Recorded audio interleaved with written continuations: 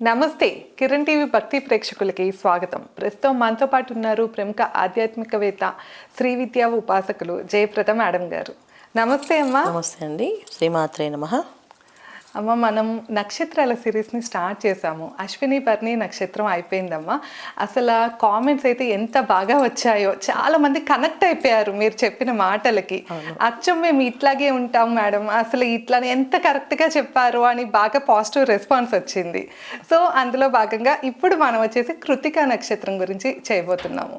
కృతికా నక్షత్రం వారి గుణగణాలు ఎలా ఉంటాయి, అలానే వారు ఏ రాశి కిందకి వస్తారు ఈ కృతికా నక్షత్రం వాళ్ళు, అలానే ప్రస్తుతం ఉన్న కాలమానం ప్రకారం వాళ్ళకి అసలు ఈ గ్రహస్థితి బట్టి ఎట్లా ఉందో కూడా ఈ 2026లో తెలియజేయండి అమ్మా. తప్పకుండా. కృత్తికా నక్షత్రం అంటే ఒక విధంగా అదృష్టమైన నక్షత్రం అనుకోవచ్చు. ఎందుకంటే ఈ నక్షత్రానికి అధిపతి రవి భగవానుడు. ఈ నక్షత్రం ఉండేది మేషరాశిలో ఒక పాదం, మిగతా 2, 3, 4 పాదాలు వృషభ రాశిలో ఉంటాయి. సో మేషరాశికి అధిపతి కుజుడు, వృషభ రాశికి అధిపతి శుక్రుడు. అంటే 2 లక్షణాలు కలిగిన ఎక్కువ గుణగణాలు కలిగిన వాళ్ళు కృత్తిక నక్షత్రం వాళ్ళు.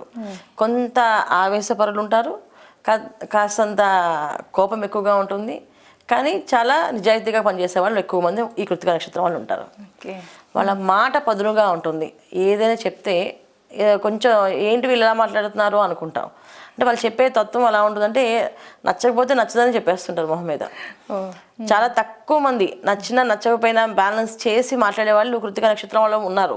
అయితే చాలా తక్కువ మంది అన్నమాట. రేర్ కాంబినేషన్స్ అవి. అంటే లగ్నాలు కొంచెం మంచిగా పడి ఉంటాయి వాళ్ళకి.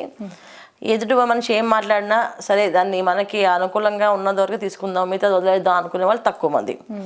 అందులో 1వ పాదం మనకి ఎప్పుడైతే మేషరాశిలో ఉంటుందో వాళ్ళు కొంచెం అగ్రెసివ్గానే ఉంటారు. వాళ్ళు ఎంత అగ్రెసివ్గా ఉంటారు అంటే అమ్మాయిలు అయితే చాలా షార్ప్గా గట్టిగా మాట్లాడతారు.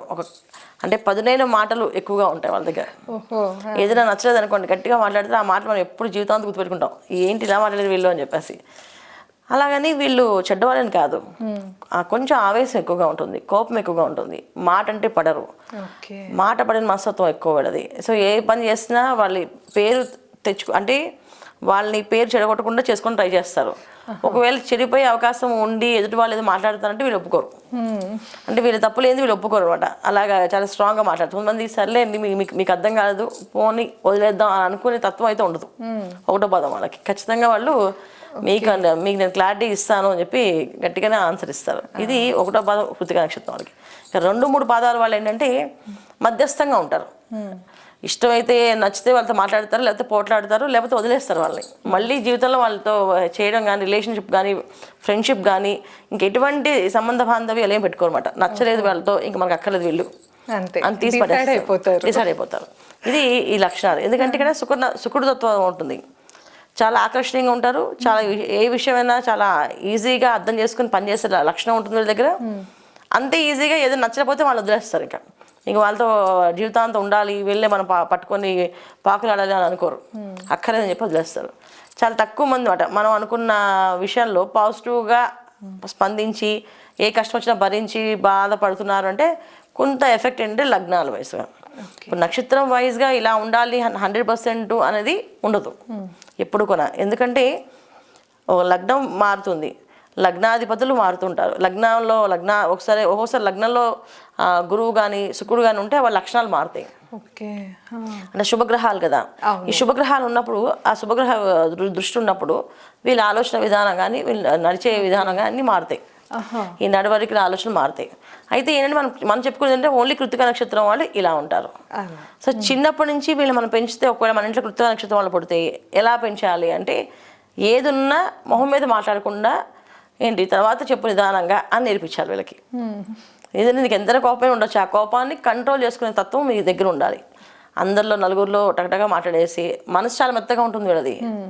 ఎంత మెత్తగా మనసు ఉంటుంది, ఏం చెప్తే అయ్యో మీరు చెబితే ఎవరు చేస్తారండి అంటే మళ్ళీ చేస్తారా నేను, కానీ ఆవేశం మాత్రం కంట్రోల్ అవ్వదు. ఆ కంట్రోలింగ్ ఎప్పుడైతే వస్తుందో వీళ్ళు సాధించగలుగుతారు. అది ఆ టైంలో స్పీడ్గా ఉంటుంది, చాలా స్పీడ్గా ఉంటుంది. అంటే వస్తే కోపం వస్తే ఫటాఫటా మొహం మీద అనేస్తారు. అంటే చాలా మంది అనుకుంటా పంచడేలు కొడతారు వీళ్ళంటే దాంట్లో వీళ్ళు ముందే ఉంటారు. మనం ఏదైనా అంటే వాళ్ళు ఇంకో పంచి రెడీగా ఉంటుంది వాళ్ళ దగ్గర మాట్లాడుతుంటారు అనమాట. అయితే ఇవి ఎన్ని కూడా ఏంటంటే మనం చెప్పుకునే విషయాలు కానీ కృత్తిక నక్షత్రం గురించి మనం చెప్తున్నాం కానీ వాళ్ళకి ఎందుకు చెప్తున్నాం ఈ విషయాలు, ఇలా ఎందుకు ఉంటారు వీళ్ళు అనేసి వీళ్ళలో ఒక మంచి ఆర్ట్ ఏంటంటే స్వయం కృషితో కష్టపడి వస్తారు వీళ్ళు. ఓకే. ఇది వీళ్ళ దగ్గర ఉన్న గొప్ప ఆర్ట్ అది. ఎవరి మీద ఆధారపడరు. నాకు తల్లిదండ్రులు ఆస్తి లేదని బాధపడరు. ఏంటి నేను చదువుకోలేదని బాధపడరు. కొంచెం చదువుకోలేని వాళ్ళు కూడా ఉంటారు ఇందులో. నాకు చదువు లేదని బాధపడరు.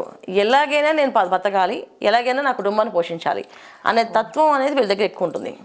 ఏదో వాళ్ళ ఆస్తి ఇప్పుడు చాలా మంది ఏంటి ఏదో ఒక ఆస్తి వీళ్ళ ఆస్తితో వాళ్ళ ఆస్తి తీసుకుందాం, లేదా ఎవరినో ఒకరిని మాయ చేసి మనం బిజినెస్ చేద్దాం అని అనుకుంటారు. వీళ్ళకి అలాంటి లక్షణాలు ఉండవు. అందుకని మనం చెప్పుకోవాల్సి వస్తుంది. సో ఏ మంచి మంచి లక్షణాలు ఉన్నవాళ్ళు కానీ అన్నీ కూడా వాళ్ళ ఆవేశంతో వాళ్ళ అనాలోచితంగా ఆలోచించి దాన్ని వదిలేసుకుంటారు. ఎంత బాగా కష్టపడినా అక్కడ ఒక మాట వచ్చింది అనుకోండి, అదంతా వదిలేసి ఈ మాట పట్టుకొని వాళ్ళు నాకేం అక్కర్లేదని చెప్పి వచ్చేస్తారు. ఆ క్షణాన్ని వాళ్ళు వచ్చేస్తుంది, వాళ్ళు చాలా పోగొట్టుకుంటారు. అది చాలా వాల్యుబుల్గా అయి ఉండొచ్చు. సో మనం చేయాల్సింది ఏంటంటే వీళ్ళకి చిన్నప్పటి నుంచి మన ఇంట్లో కృతికా నక్షత్రం వాళ్ళు ఆవేశం అనేది మంచిది కాదు, ఆలోచించి నిర్ణయం తీసుకోవాలి. ఏ విషయమైనా ఆలోచనల్లో మనం వెళ్ళాలి. ఆలోచన ధోరణి అనేది బాగుంటే ఖచ్చితంగా అన్ని సాధించుకొస్తాము. ఆవేశం పనికిరాదని నేర్పిస్తూ వీళ్ళకి ఒక భగవంతుడు ఒక ఆరాధన, ఒక దేవతా స్వరూపం అనేది ఉండాలి వీళ్ళకి. వీళ్ళు ఏంటంటే నచ్చిన దేవుడిని పూజిస్తారు. కంప్లీట్గా ఇలా ఉండాలి అలా ఉండదు. కానీ చిన్నప్పటి నుంచి వాళ్ళకి ఒక మనం ఇండెక్స్లో వాళ్ళకి అంటే మైండ్లో ఇలా వేస్తూ ఉంటే మీరు పొద్దున్నే లేచి సూర్య నమస్కారం చేయాలి. సో ఎందుకు రవి నక్షత్రం కదా వీళ్ళది, అందుకని సూర్య నమస్కారం ఖచ్చితంగా చేయాలి. సూర్య భగవానికి అనుగ్రహం ఉండాలి. ఆదివారం పూట సాత్వికమైన ఆహారం తినాలి. ఒకవేళ నాన్ వెజ్ తినే అలవాటు ఉన్న వాళ్ళు నాన్ వెజ్ తినకూడదు, ఆదివారం తినకూడదు, ఆదివారం నిష్ఠగా ఉండాలి. ఇలాంటివన్నీ వీళ్ళకి మైండ్లో చిన్నప్పటి నుంచి వేస్తుంటే వాళ్ళు పెద్ద దగ్గర నుంచి అలాంటి అలవాట్లు లేకుండా ఉంటారు. మెయిన్ కృతికా నక్షత్రం వాళ్ళు చెడిపోయేది ఎక్కడైనా ప్రాబ్లం వచ్చేది స్నేహితుల వల్ల మోసపోయే అవకాశాలు ఉంటాయి. తర్వాత వీళ్ళు చెడు వ్యసనాలు జోలికి వెళ్ళడం వల్ల మోసపోయే అవకాశాలు ఉంటాయి. వీళ్ళు చెడు వ్యసనాలు వీళ్ళకి పడదు. వీళ్ళు చెడు వ్యసనాలు జోలికి వెళ్తే ఎప్పటికైనా పత్రమే అవుతారు తప్ప పైకైతే రాలేరు. ఈ క్షణాన్ని బాగుండొచ్చేమో కింద తర్వాత బాధపడే అవకాశాలు ఎక్కువ ఉంటాయి. చెడు వ్యసనాల జోలికి వెళ్ళకూడదు. ఎందుకంటే కృతికా నక్షత్రం అగ్ని నక్షత్రము, సుబ్రహ్మణ్య స్వామి ఆరాధన నక్షత్రం కూడా. అందుకేనండి ఫెయిర్గా ఉండడం అలవాటు వీళ్ళకి. ఆ ఫెయిర్నెస్ అనేది అన్నిట్లో ఉండాలి వీళ్ళకి. చెడు వ్యసనాలు కానీ, చెడు స్నేహం కానీ, చెడు పనులు కానీ, చెడు సావాసాలు కానీ ఏవైనా చేస్తే మాత్రం అది బాగా ఎఫెక్ట్ అవుతుంది వీళ్ళకి. బాగా ఎఫెక్ట్ కొడుతుంది. అది హెల్త్ పరంగా ఎఫెక్ట్ కొడుతుంది. ఇంకా దేనికి ఎలా పడుతుంది అంటే చాలా మందికి ఆర్థికపరమైన దెబ్బతినేది చాలా తక్కువ, ఆరోగ్యపరంగా దెబ్బతినేది చాలా ఎక్కువగా ఉంటుంది. హెల్త్ డ్యామేజెస్ ఎక్కువ ఉంటాయి. అది జాగ్రత్త తీసుకోవాల్సింది. ఏ హెల్త్ డ్యామేజెస్ అంటే హార్ట్ అటాక్స్ వచ్చే అవకాశము, హార్ట్ పెయిన్స్ వచ్చే అవకాశము ఇలాంటివే ఉంటాయి. సడన్గా జరిగే ఇన్సిడెంట్స్ అనమాట వీళ్ళకి లైఫ్లో. సో అందుకని మాక్సిమం ఏంటంటే అలాంటి జోలికి వెళ్ళకుండా ఒక ఆదివారం భగవంతుడి నామస్మరణ, దేవాలయానికి వెళ్ళడం ఇది అలవాటు అవ్వాలి వీళ్ళకి. ప్రతిరోజు సూర్య నమస్కారం చేయాలి వీళ్ళు. చేయడం వల్ల వీళ్ళకి అభివృద్ధి అనేది బాగా ఉంటుంది. ఫ్యామిలీ పరంగా ఎలా ఉంటుందమ్మా? ఖచ్చితంగా ఫ్యామిలీ పరంగా ఏంటంటే వీళ్ళకి వైఫ్ అనే హస్బెండ్ కానీ మంచి వాళ్ళే వస్తారు. సాఫ్ట్ క్యారెక్టరు, వీళ్ళు సపోర్టింగ్ సిస్టమ్ ఉన్నట్టుగా, ఫైనాన్షియల్ పొజిషన్ వాళ్ళకి బాగుంటుంది. యాక్చువల్లీ వీళ్ళు చేసుకునే వాళ్ళకి ఫైనాన్షియల్ పొజిషన్ వాళ్ళ బ్యాక్గ్రౌండ్ చాలా బాగుంటుంది అనమాట. అలాంటి వాళ్ళు వస్తారు. ఎందుకంటే ఒకటో పదం తీసుకుంటే రెండోది వీళ్ళకి వృషభం అవుతుంది.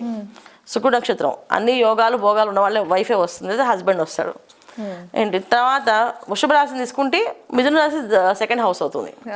సో తెలివైన భార్య వస్తుంది, తెలివైన హస్బెండ్ వస్తాడు. సంపాదన లేకపోతే తెలివైన వాళ్ళు వస్తారు కదా, వాళ్ళు ఆ తెలివితో వాళ్ళు సంపాదిస్తారు.